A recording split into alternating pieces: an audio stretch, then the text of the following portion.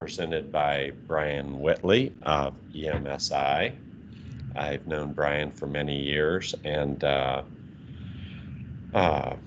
Brian's a regular presenter at the 4C conference. Brian also does LDAR for Experts training class at the conference every year. And today he'll be doing a presentation on LDAR. So without further ado, Brian, it's all yours. Thank you guys for attending. I see people are trickling in, and as you do, I think the way we like to have it done is if you guys want to be on mute while you're listening, this is meant to be an interactive conversation. So if you have any questions, please unmute. You can interrupt. It's okay. You can chime in if you'd like, and we can basically kind of get that ball rolling. So if you guys can be muted, and like I said, unmute whenever you're ready to, to ask a question or whatever, we invite that. You can also type them into the chat if you don't want to talk. We'll be looking for those too. So today we're going to talk about predictive analytics. I believe that it is absolutely the future. If you want to know what it is, if we want to think about, what it is, how does it work? All of us are familiar with our credit scores. We know that we can't buy a house or get a car if that score is not exactly right, but not very many of us can actually tell you what goes into that credit score. But we also know that, if I told you that someone's credit score was 520, I don't think you're going to be willing to loan them $10,000, and if their credit score was 800, you're not as leery about that. If they say they can do it, it means something.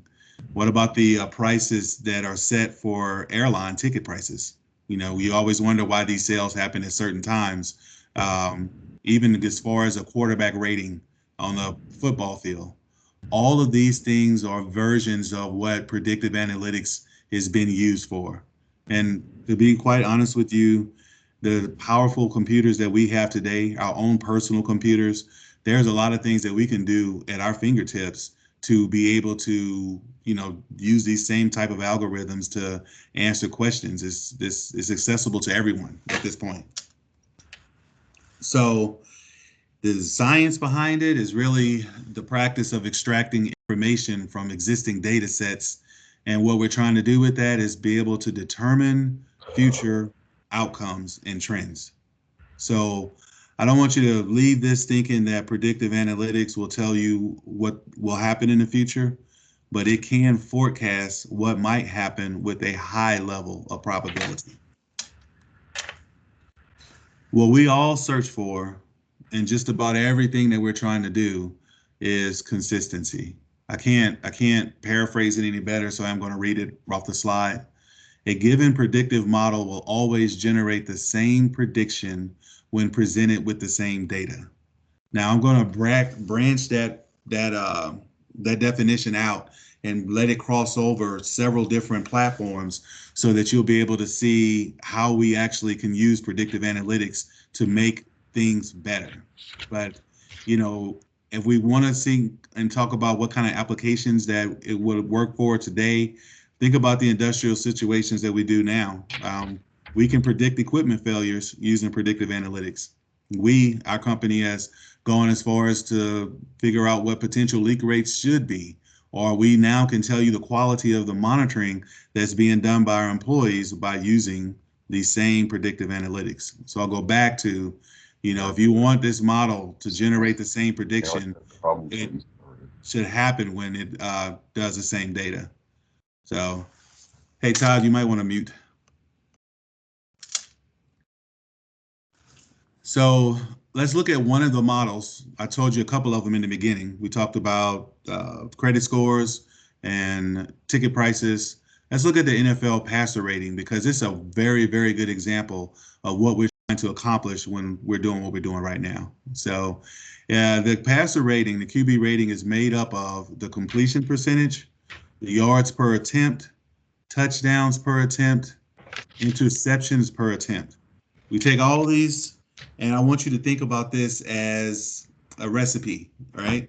So you take this recipe, and then you need to normalize what happens, because there's numbers all above and all below. So The numbers we're looking at right now will be between 0 and 2.375, with 1.0 being the average, right? Now, this is what happened when they initially set the capacitor rating. So they were looking at data between 1960 and 70, and it was actually the 80s when they were actually doing this. Now, when you go back and look at when they applied this process to the actual QBs, 66.7 was the average rating. And of course, anybody with 100 or 100 plus QB rating was an excellent performer. He's a Pro Bowler, right? Fast forward to where we are right now in 2007. Well, we're in 2020 right now. Probably none of us want to be in 2020, but we are. But in 2017, when we did this analysis, the league average was 88.6. So what does that tell us? That tells me that upon choosing the right recipe and putting together the right key performance indicators, they were able to actually drive up in a better performance, a better quality, the QBs in the system, because they know if I want my rating to be high, my completion percentage needs to be high, my yards per attempt need to be higher, touchdowns per attempt need to be within the margin, right? So somebody who has a touchdown every 12 attempts is going to have a higher rating than somebody who has a touchdown every 60 attempts. Interceptions per attempts, we want to keep way low. So now they got key performance indicators that they're using to be able to determine whether or not they're doing good or bad. And you fast forward years, and that bar is now higher. You want another example of that? Think about our PGA. I'm definitely an avid golfer, and I know how hard it is to play that game. But when you look at golfing in the 70s and the 80s, you have legendary players that have played. And you look at the players that are playing today, and on every metrics that they're being measured, fairways hit, distance per yards, greens in regulation, putts, they are scoring better than any time ever before. Why do you think that is? It's because predictive analytics. It has the ability to make things better. Once something is known and you know what you have to do, then moving forward with that is very, very much so a natural order of things. So I can pretend like I'm this smart, but I am not. As you saw at the very beginning, this is a culmination created by myself and Andrew Gunn. So looking at the situation here, this is the minutia for all of my tech heads out here. If you want to see what actually really goes into the quarterback rating, the actual formula itself, and you can see that in this situation, the calculation, if it's greater than 2.375, is set to 2.375. And once again, if it goes into a negative number, it becomes 0. And if you look at the bottom, your A plus B plus C plus D over 6 times 100 is how they get that rating, right? That's just it's just a little bit of the stuff for my geek heads. So what do we do now, right? We talked about how you want to get a better credit score. You gotta pay your bills on time. You know that's part of the rating, but it also considers how much your debt to income ratio is. There are things like that involved. And as you start learning more about it, you're able to control your rating, and therefore you make it better. Same thing as we talked about the quarterback, as the pro golfer. What about the LDAR technician? How do we make sure that he does his stuff better? Let's talk a little bit right now about how we do it now. Now, we remember in the early 2000s when consent decrees started to happen, and they were everywhere. And, you know, engineers looking at these situations came up with innovative ways to figure out whether or not a person was doing a good job. And these were early on bites at it. So I'm not taking pot shots at anybody who came up with some of these formulas or these pyramids, Steve, and the things that we did to be able to determine whether or not a person was doing good monitoring. One of the things was to set minimum inspection times on their components, right? Because if you come through and you had an audit that wasn't that good, and you're like, I don't know how you monitor these things this quick, the guy's monitoring too fast, you need to slow him down, and all of this stuff sounds good. And then back on our end, on the vendor end, we're like, okay, well, we set the times according to a bullseye or a pyramid and say, you got to take this long to monitor this valve. We've now secured that part of the problem, so they have to stay on the valve longer, then maybe they'll find a leak. That's a possibility, right? But the reality of the situation is that's not what ended up happening. We've learned that just because you force a person to stay in a spot doesn't mean that that spot they're staying in was going to make them do good monitoring.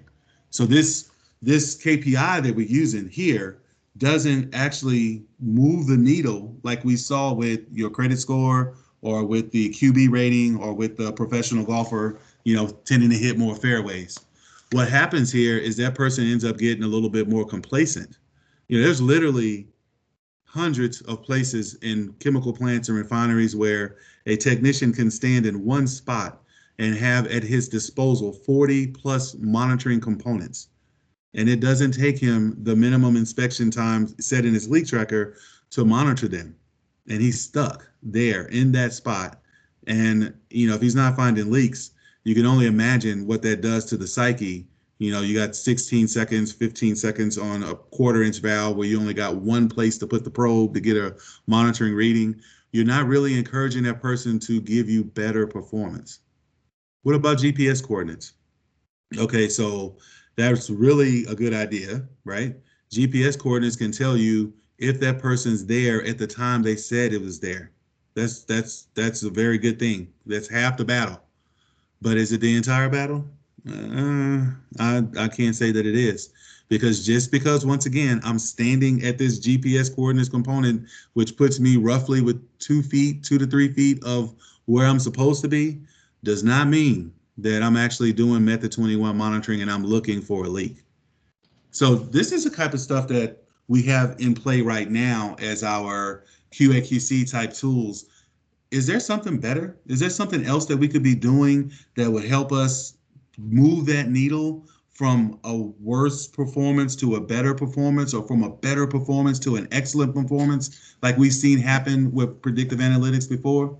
Let's see what happens if we try to apply this. So as we talked a little bit earlier with the QB, we talked about the recipe, right? That you put together to say, if I put this stuff together, I'm going to produce a good thing, right?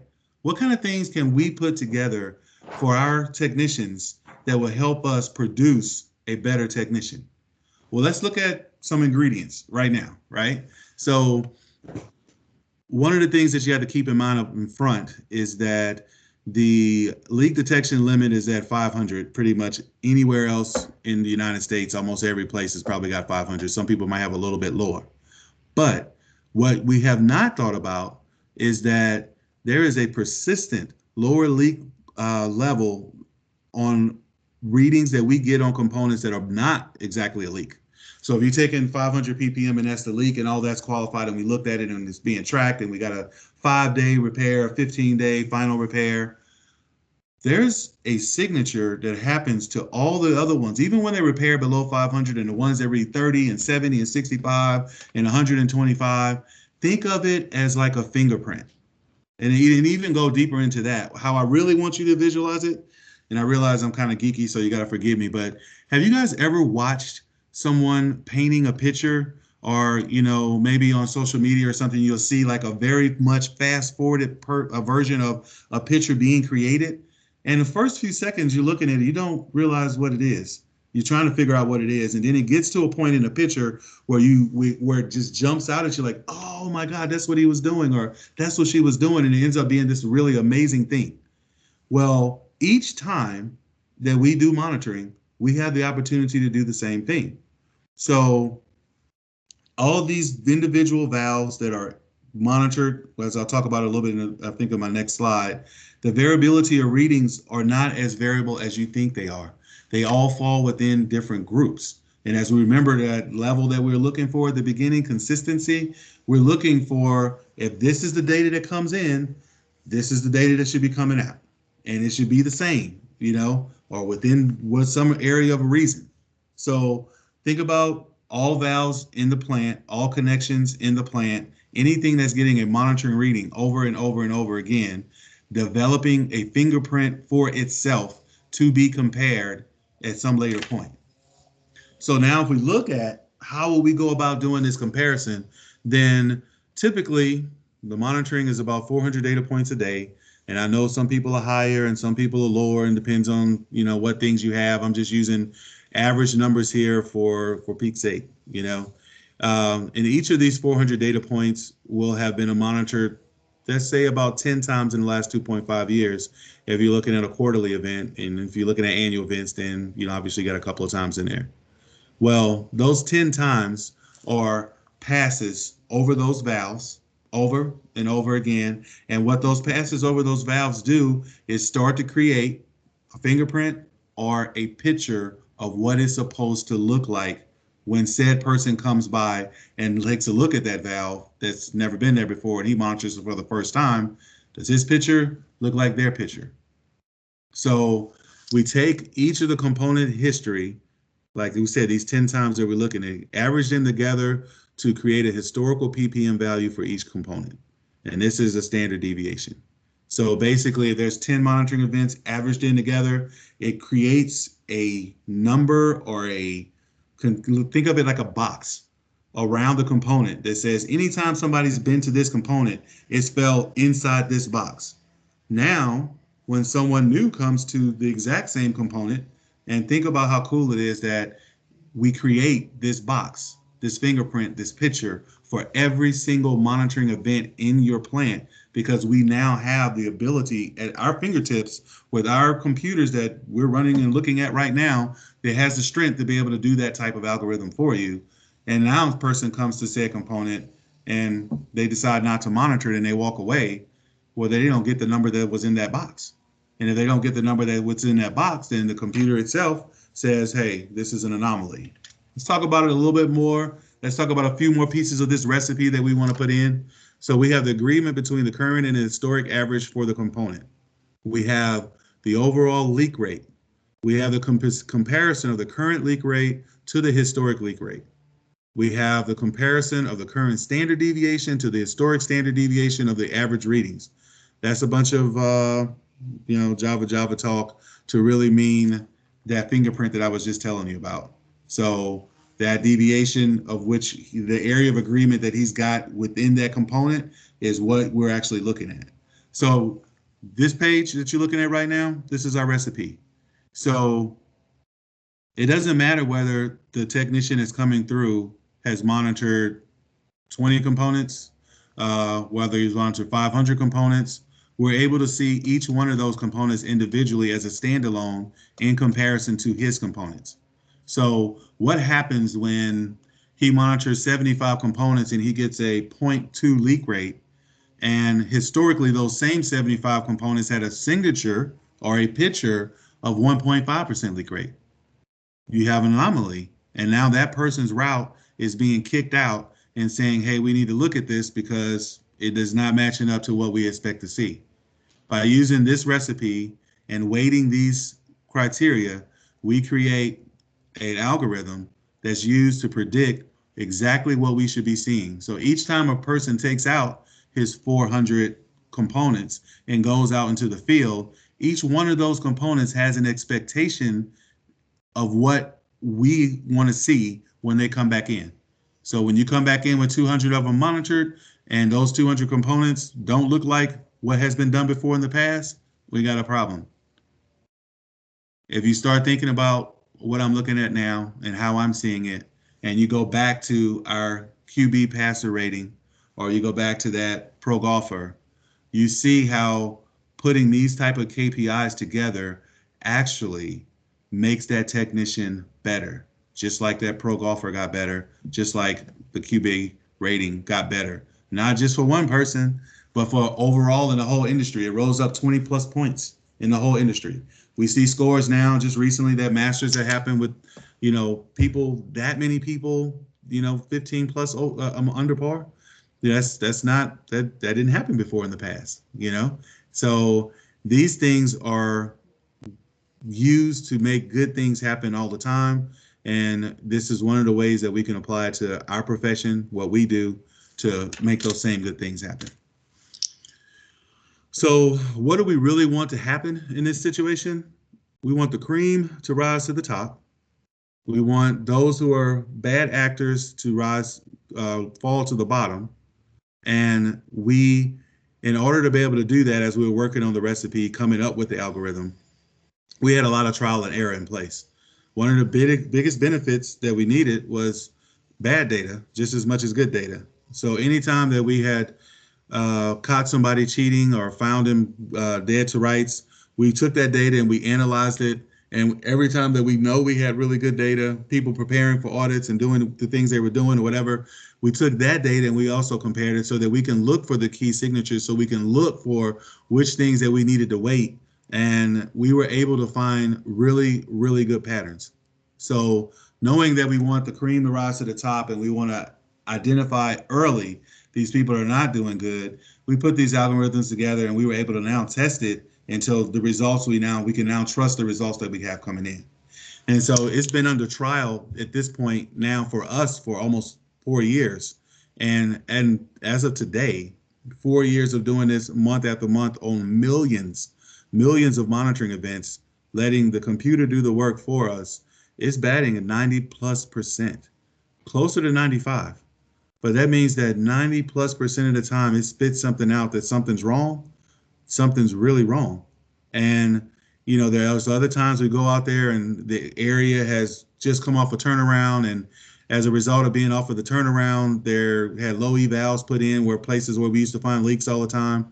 And if you can think about it, how I'm seeing it, we're making everything better because now we're able to go in and refine that algorithm with just factors because of what's happened, and a new norm gets created every monitoring event.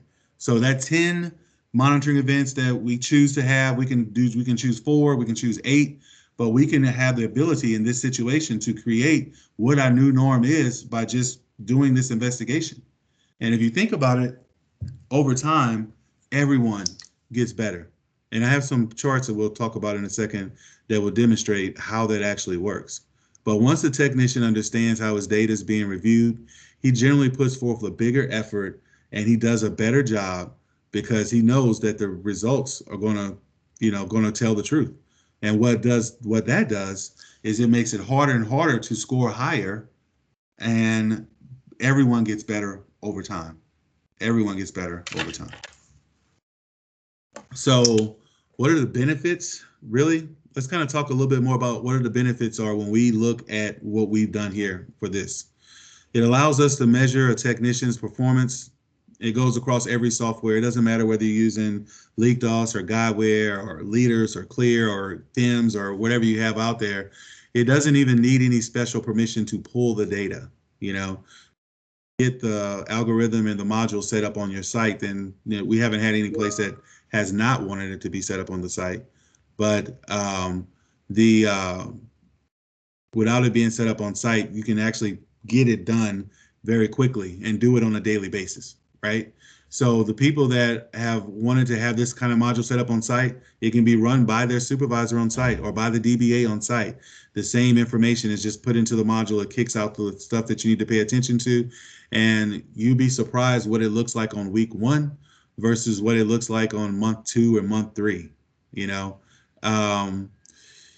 We can make personal decisions based on quantifiable results. I can tell you that I am definitely not perfect. There's been times when I have thought the world of someone and thought they were such a good employee and ready to invest in them and move them forward, and come to find out they were not what I thought they were. Now our company doesn't start with that. We start with this. If you're scoring good on this, that tells me that you're worth trusting, right? Does it sound familiar?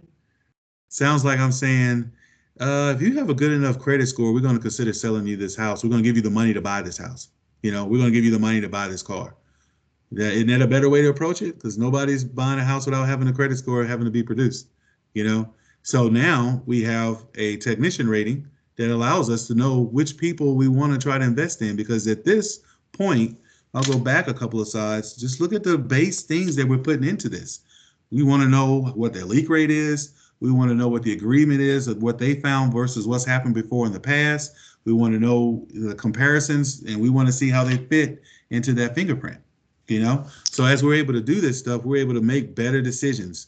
And then the good thing about it is if I can look at every technician, and I can look at every site that has technicians, then I can actually draw some metrics for our entire company to let us know how well we're doing as a company for our employees and for our clients.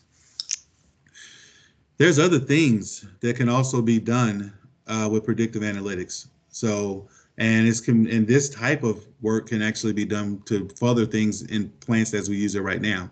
So component failure predictions, I kind of mentioned it a little bit earlier, based on previous failures and conditions that led to those failures can be thrown into the module. We can honestly, I guess what I'm saying here, selective monitoring based on past performance is going to be the future. You guys should highlight that, circle it, make it bold, because what I'm saying is that if we can do this now, and we have with 90+% accuracy, then we can tell you what's going to be leaking. We can tell you what's absolutely not going to be leaking. And if we could tell you what's absolutely not going to be leaking, then what reason do we have to monitor it right now? The biggest one is the federal and state rules that say that we have to. But these same federal and state rules say that if you have an alternative means of emissions limitations, that you have the ability to be able to do something different. You can submit something different. So imagine if, I will talk about this a little bit later, so I won't give all my shine away now. But just keep in the back of your mind right now that any one of you that know anything about LDAR, and I say that there's a unit that's leaking at 4.5%, you would say, holy cow, that's crazy. What is going on? What are they doing about that? The EPA will be looking at them with dazed eyes, like, how is this possible? What are you guys are not fixing your components? Are you just letting stuff leak out there? We never ever think about the fact that we're saying that 95.5% of the stuff is not leaking, and why do we monitor 95.5% of the other stuff if it's not leaking, right? We need to be able to find that other stuff. So hold that thought in your mind. This can also be used to predict upsets and flaring events. We can see some of this stuff before it happens using similar formulas just like this. So the fact of the matter is that today, this is at our fingertips. We didn't get any special computer. We're not running any kind of high-tech, software. This is stuff that we were able to just develop with the brilliant mind of Andrew Gunn and a few bright ideas that I had to make this thing actually possible. We're so much farther right now than we were 10 years ago that we have opportunities at our fingertips. Let's talk a little bit about, what we're talking about right now. So what you're looking at is like I said, think of it as a QB rating.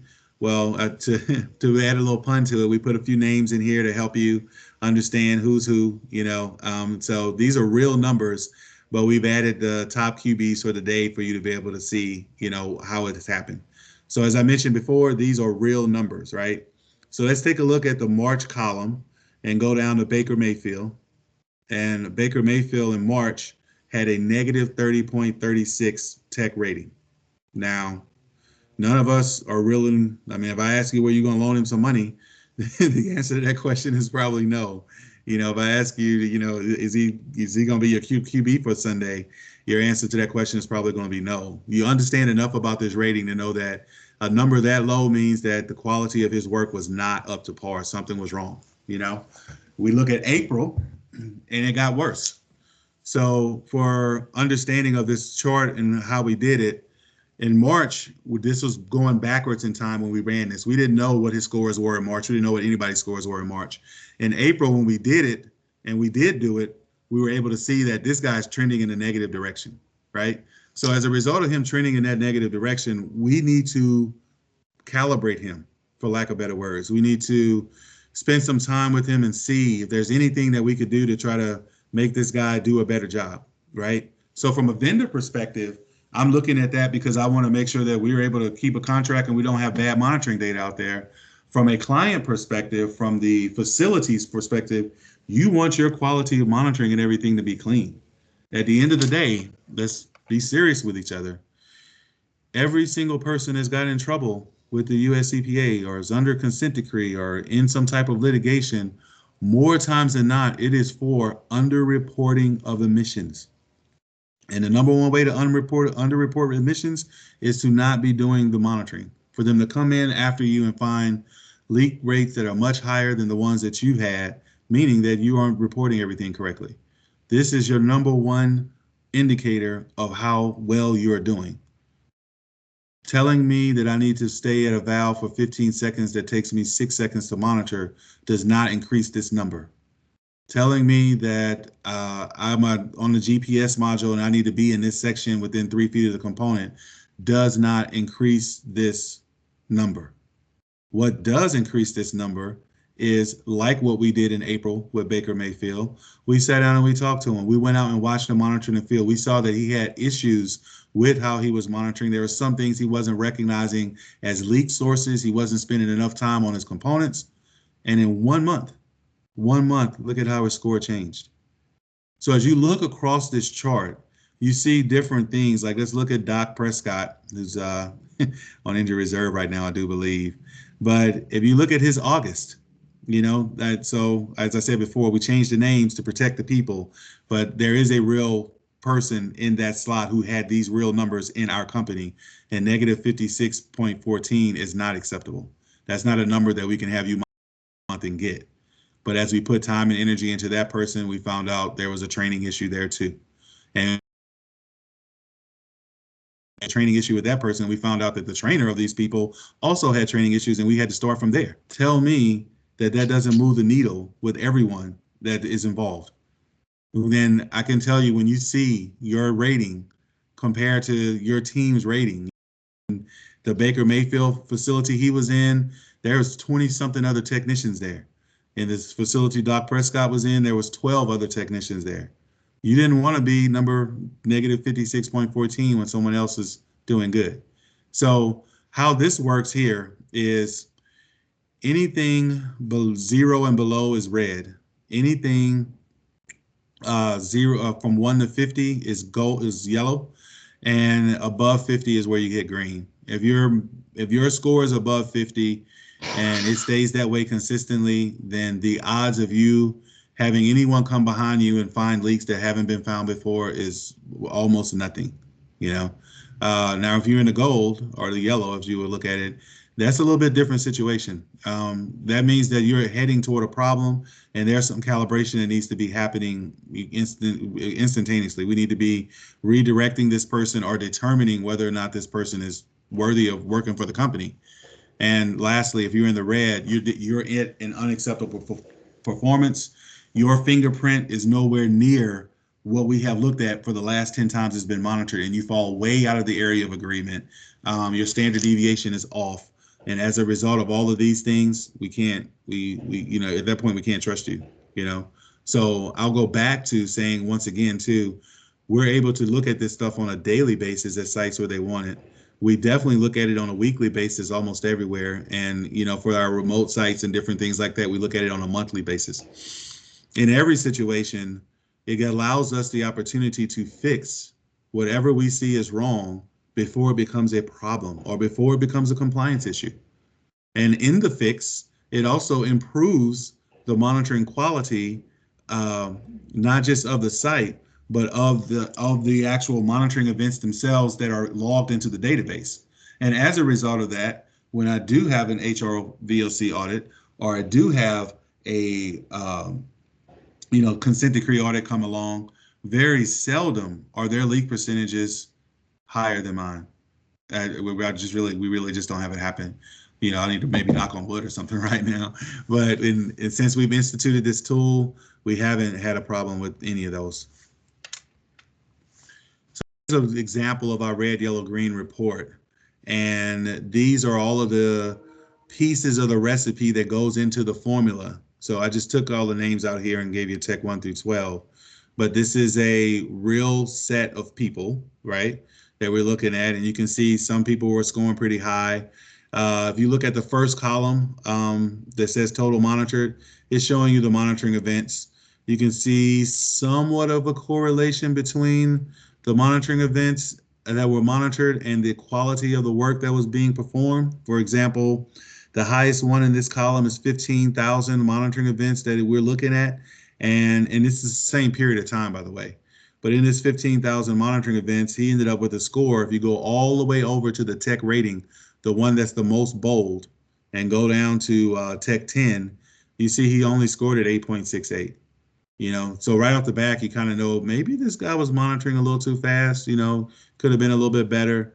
If you look at the guys with the lower numbers, generally they're the ones that's doing, remonitors or different follow-up pieces and stuff of that sort. But in any event, you can kind of look at this data and it can tell you a lot about the person. So each one of the columns kind of gives you an idea of what we compare. And as you go through all those, these are weighted in such a way that helps us come up with this score, right? And so when you look at the score as a whole, like anybody in the green, good. Yellow, we're going to be calibrating and working with them. And the guys in the red, we really want to work with. So we go to the next screen. We see that upon introducing how well they've done and talking to them about what needs to be done, you'll be surprised how many technicians come to you and ask questions about, what they can do better and can you spend time with them out in the field. The very next month, we had less people in the yellow and nobody in the red, more people in the green. Does this look a little bit like what happened with that QB passer rating once that came out? And once again, I will go back to say, who is the benefactor in the bottom line of all of this? And it always is the facility that institutes this type of practice, because now you have technicians that are competing in a positive way. You have monitoring quality that is increasing, and you have the opportunity to do, honestly, to save so much time. Let's talk a little bit about what do we do now? Like we say, yeah, we do comparative monitoring. Well, how do we do comparative monitoring? We do comparative monitoring by, we pick a route and we look at some components and we go out there and we'll do comparative monitoring on those components and see what we get. It's all random. How does that really move the needle? The idea is that, okay, well, I know he might come out here and take a look. So maybe I'll do a little bit better, but it's still random. And at the end of the day, this isn't random. If we were going to do comparative monitoring, it's going to be on somebody in the yellow and somebody in the green, or so not the green, I'm sorry, somebody in the yellow and somebody in the red. Then in our company, if there's a red score and there isn't comparative monitoring, that supervisor has quite a bit of questions to answer. And that's how we drive those numbers, right? So as you move through there, think about how much time you save that supervisor. Every time that he goes out into the field now to take a look at something, he has a very pointed situation to look at. It tells you the date that was in question, why it was in question, and you can easily pull those components and download them into your tracker or to your handheld device and go out and do some comparative monitoring on it. And I told you earlier that this thing is hitting well over 90% accuracy. So this is what I mean. The reason why I have these numbers here right now is because I have an expectation that this is the results I should get based on the standard deviation, based on the historical leak percentage, based on the comparison of both. I come up with this tech rating, but I more so in the field come up with, this is what this guy should bring back to me. So he should bring me back 7 leaks today based on what's happened before in this history. Now, the person goes out and does the monitoring, he does the work, and he comes back without that expectation. He came back with 1 leak, or God forbid, he came back with no leaks. Computer thinks he should have had 7. He has 0. He says, I did everything correctly. I'm doing method 21. I don't know why. I can't tell you how to fix your computer. Then you go back out because it's been kicked out to the same subset of components that it would have kicked out, and you find exactly what the computer said you should find. You found 2 or 3 leaks that he didn't find. You had a standard deviation that was much closer because you had more readings in certain areas where he was showing 2s and 3s and 5s. I basically set an expectation, did not get it, went back out and examined said expectation and found exactly what I thought I was supposed to get. What does that say for the person that actually did the monitoring? It doesn't necessarily say he's a cheater or a liar, but it does say that he didn't do good monitoring. And now the last part for us is to figure out why. Is this a malice situation? Is he a bad actor? Or is he ignorant, not just unknowledgeable of how he's supposed to be doing it. Maybe something got missed, something got lost in the training, but in any event, the first month that happens and that type of energy is put into the performance of the work at the site, what do you think happens in the second month? Exactly what we're showing you here. Nobody in the red, more people in the green, and as time goes on, it gets better. It doesn't constantly improve. Well, I'll show you that in a chart or two later. It doesn't constantly improve. It does. What if this has taught us anything is that there's a calibration to be had to protect the quality of your monitoring at a site. So if I'm able to look at all of my technicians through a metrics and give them a QB rating, then I'm now able to look at all of my sites where these technicians are made up of and give my sites ratings.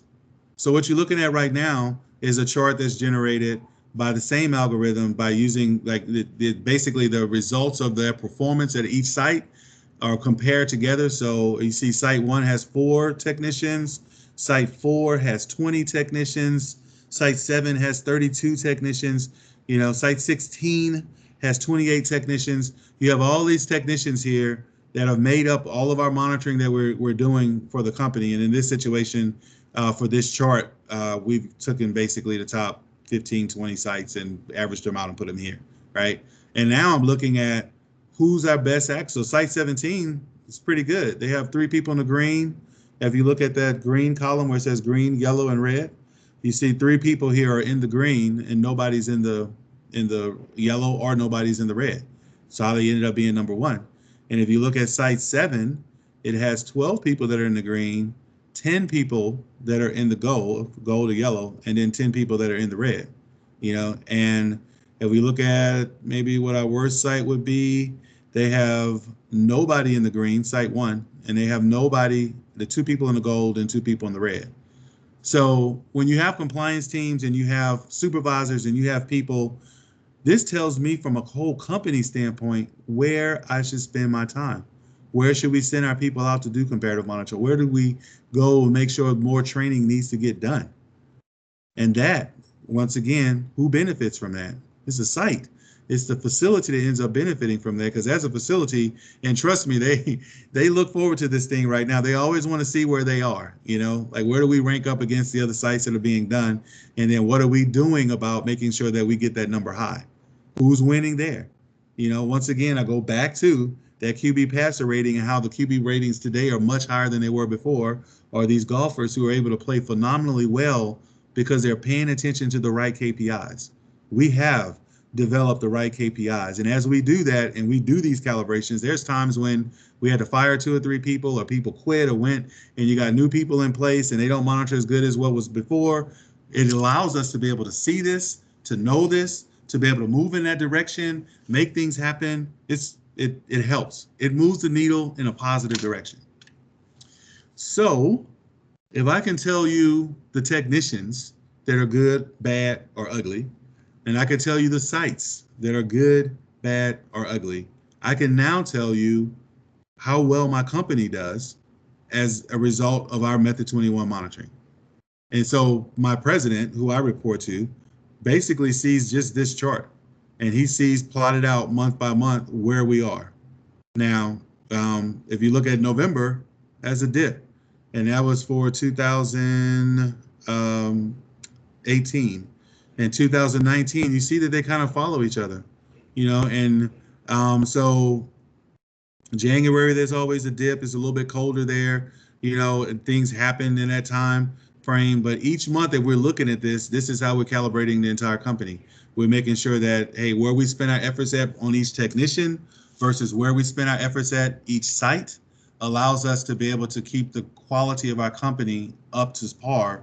And all we're doing is giving everybody a credit score, giving everybody a QB rating, that's what we're doing. And in the ability to be able to do that, a lot of this is done on the upfront end, and in the end, we're just running, pushing a button, running a report, and taking a look at what's happening.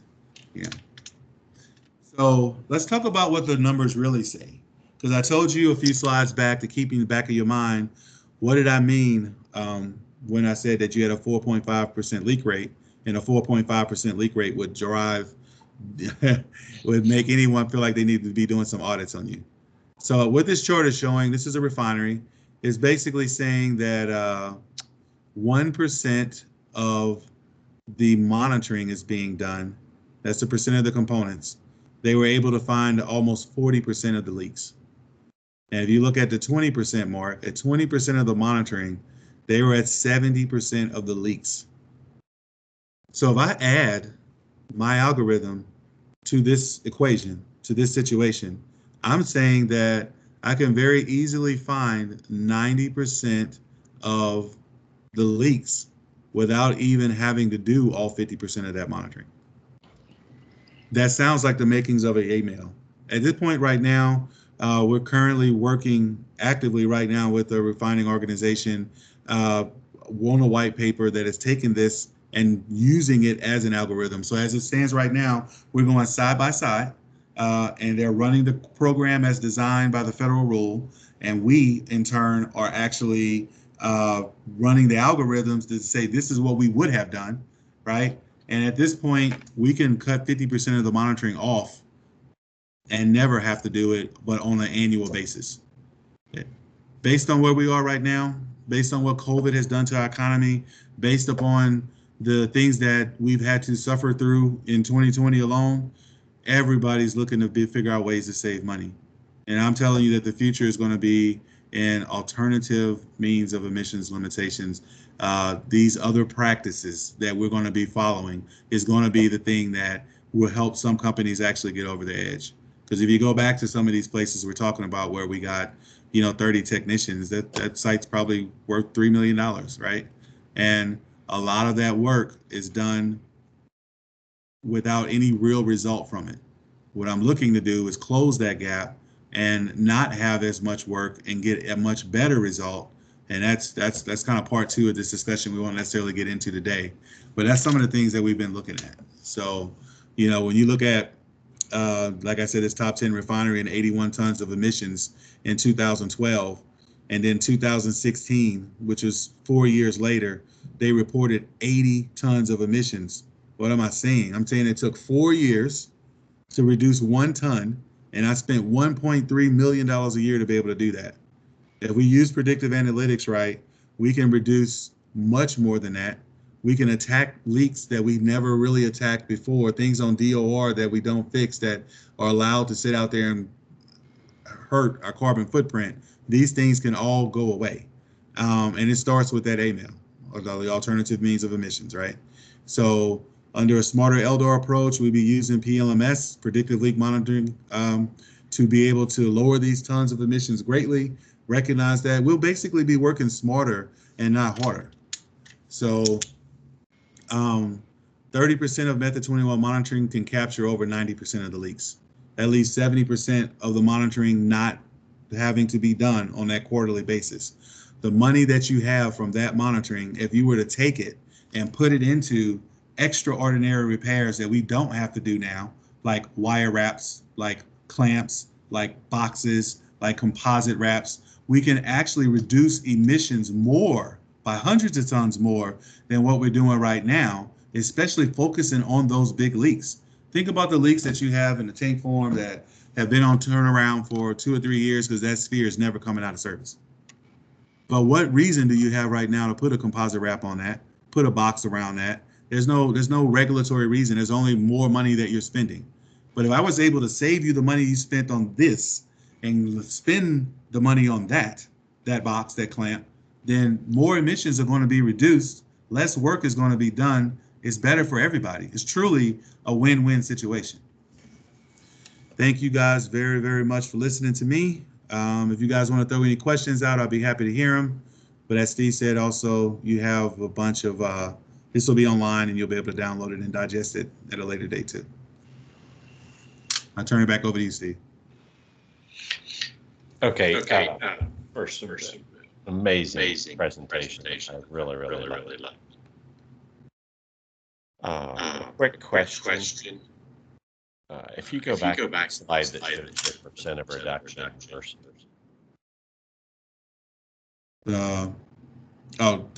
Percent reduction, this one? I think you muted, Steve. Some kind of way, I think you accidentally muted. There you go. So does the AWP,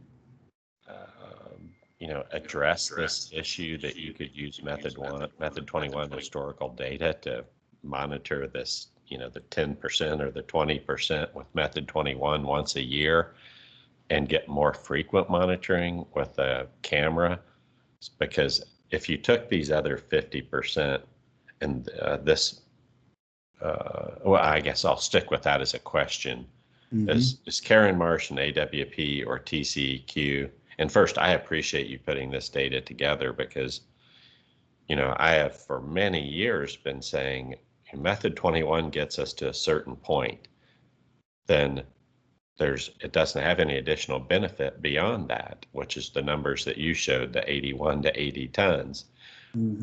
We ought to use all of that data to tweak the program, and in Six Sigma parlance, it's define, measure, analyze, improve, and control. All of a sudden, if you use that data, you could get another, 80, 90% reduction, which is what method 21 got us. So before we had method 21, we had, I think, an average of 8% of the components leaked at greater than 10,000. So you put method 21 in place, and over a 5 or 10 year period, you replace those valves that are prone to leak, and the emission rate drops, but it's stabilized for 20 years. Yep. And now we should use that data to get the next Six Sigma quantum leap of, another 80 to 90% reduction. And the irony is that the EPA and the TCEQ being married to traditional method 21 with a 500 ppm leak definition, them being married to that is preventing us from using this data to get this next quantum leap. If you could measure 20% of those components with OGI twice as often, you would find the large leaks, which my understanding is the large leaks can account for a significant portion of the emissions. Find those, in half the time, you would logically have those emissions. Then use the method, the components that have a propensity to leak, use method 21 for those. Is any of that being discussed with Karen Marsh of EPA for the AWP or the AMP or the AMEL or the AMOC? Based 4 different mechanisms. So the answer to that question is yes. And quite honestly, man, I've researched it a lot, and the consolidated air rule would be so perfect to start right now if they didn't force you to break up components that leaked over. So you can subgroup in the CAR rule however you want until one of your subgroups is greater than 2% leak rate. Then you got to break it up, which kills the whole thing. Because if that one line was changed, you would literally be monitoring monthly a 40% leak rate within any subset of components, and everything else will go off to annual, maybe even go every other year, and you would have solved it. Everything is there for it, right? But the good news is I've been able to talk to Karen. I've been to Research Triangle. We've had great conversations with OECA down in Washington, D.C. And honestly, as a result of it, in one of the consent decrees, we were given a project, right, to work this out. And we submitted a white paper to that group, and we're constantly refining what our findings are on that. So at some point later on, we will be addressing it. And at the end of the day, you take what's happened to us, like I said, right now with this COVID thing, more people are listening to more ways to save money now than ever, right?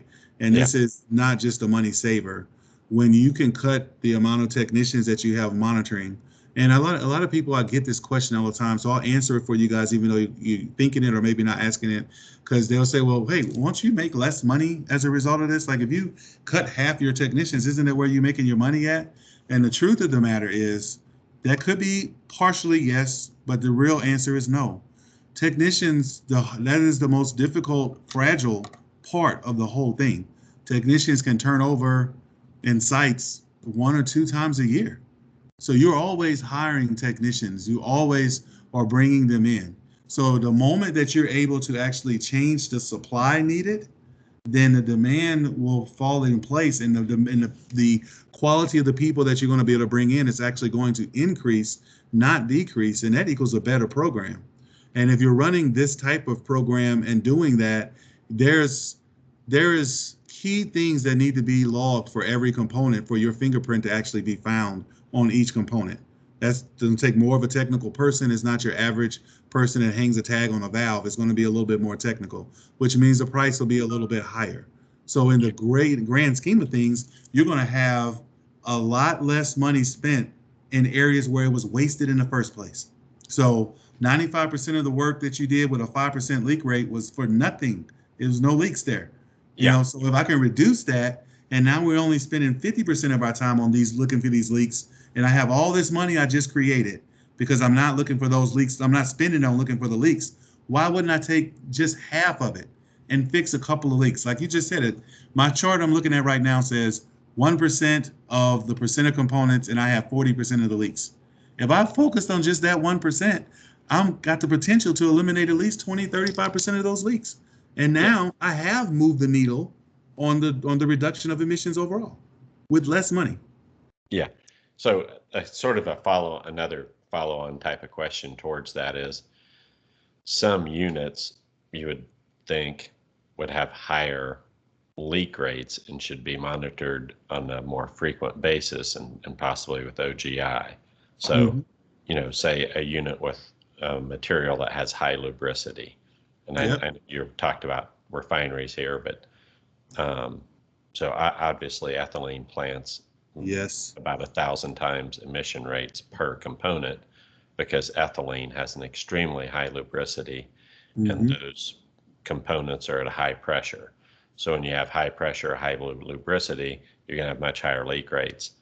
I would think within a refinery, you would see a similar thing in that you could look at different units and say, okay, this particular unit has, a 0.1% leak rate. So 99.9% of the components being monitored there don't leak. We shouldn't be monitoring it with the same frequency that the, say a SAT gas, I'd think like a SAT gas unit would probably have much higher leak rates because those components have higher lubricity and higher pressure. They may have a 3% leak rate. Wouldn't it make sense to monitor units with a 3% leak rate more frequently than to monitor units with a 0.1% leak rate? But the current method 21, I guess it allows for that in the skip provisions. How often are those skip provisions used, and do you see changes when you do skip provisions? Yeah, so the skip provisions now are still scary. They're scary because, most of the consent decrees that we are in right now from the early 2000s came as a result of us skipping periods.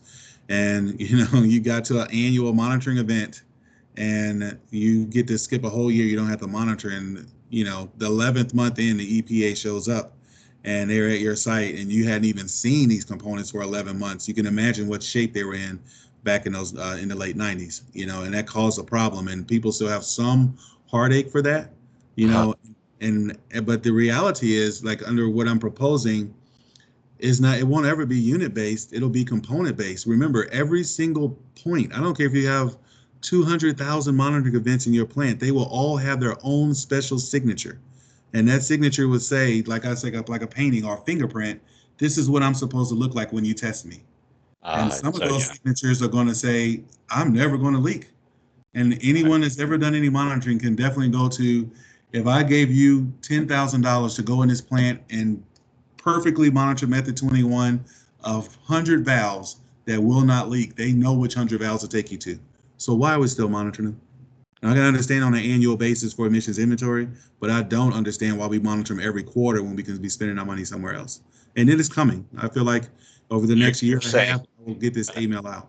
So even the unit that has a 0.1% leak rate, that 0.1% comes from 15 highly actuated valves within that unit. Exactly. You can go monitor those 15 units or 15 15 highly actuated valves, every month, and not monitor the other 10,000 components in there that have never had a reading above 100 ppm in 4 years. Exactly.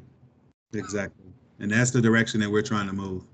And that is how we would, I mean, the money we don't spend on that other 99% of the components is the money that we take to do more highly targeted emissions reductions. Like I said, we don't build wire wraps right now. We don't do wire wraps. We don't build clamps. Like we do that if it's a safety troubling situation, but we don't do that for fixing emissions. We have to inject valves, and we will inject them, but that's to the extent that they go. And you can't even ask the facilities to go further than that when there's no benefit to going further than that. This will create a benefit to going the extra mile to put that composite wrap around that flange and seal it up until you're able to actually get to it and stop it from leaking at 15,000 ppm every second of every day of every month of every year.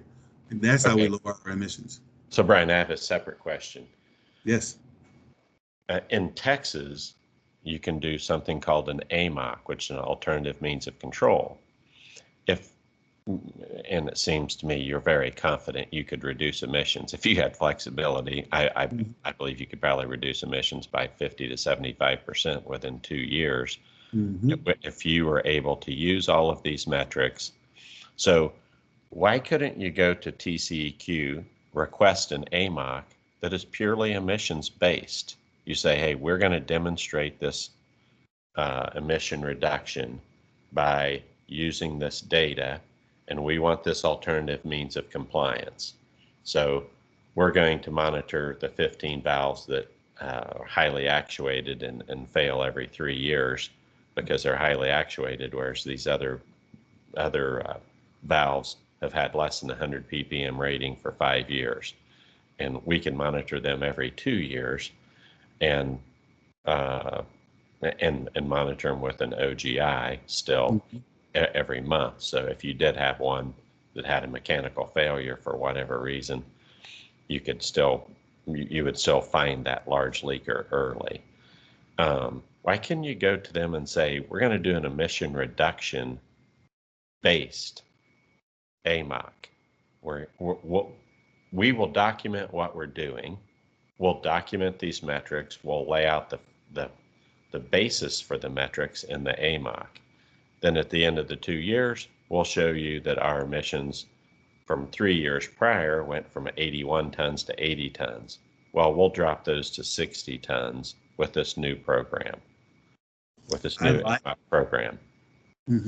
I love. Go ahead. I'm sorry. Yeah, I think AMOCs are out of the engineering group. So I wouldn't see why the professional engineer that's ahead of the engineering from TCEQ couldn't approve an AMOC that's an emission reduction based AMOC. I like that idea. It is not something that we've expounded upon since the federal level. Through that with them, I said that email is going to be coming. I know that the interest is there, and the energy now more so than ever in the last 3 months. It's been really a pressing issue about saving money, and this information has come up. But I had not thought about it from that standpoint. So I struggle a little bit with how would it get them around. It still sounds like the facility itself would have to make somewhat of an investment in this, and we see people like the Koch brothers and with some Molex stuff that they've done, and ExxonMobil with some work that we actually helped them do on the camera study, are all coming up with alternative means. So in the next 5 years, I think you'll see a lot of facilities just really abandoning traditional method 21 and coming up with their own way. And then that is for sure going to create economic advantage for many of them over their competitors. And that's going to be the future. But I would love to talk to you offline about the AMOC in Texas if you want to go into that further. Yes, and I would love to do another webinar on the white paper that you submitted. Yes. But these are all really, really amazing metrics that you have. Super proud of you, Brian, and super proud of EMSI. And the reason I chose this presentation is because this presentation has one of the highest attendance ratings. I know you've given it multiple times at 4C. It has one of the highest attendance ratings and very high, marks from the attendees to the presenters. This is one of the most highly rated presentations we have at 4C. So I very much appreciate you taking your time today. Also, just appreciate, the LDAR community. These kind of metrics really build, pride on the part of the technicians, that technicians that do well are recognized, and they're recognized in a way that is meaningful with metrics.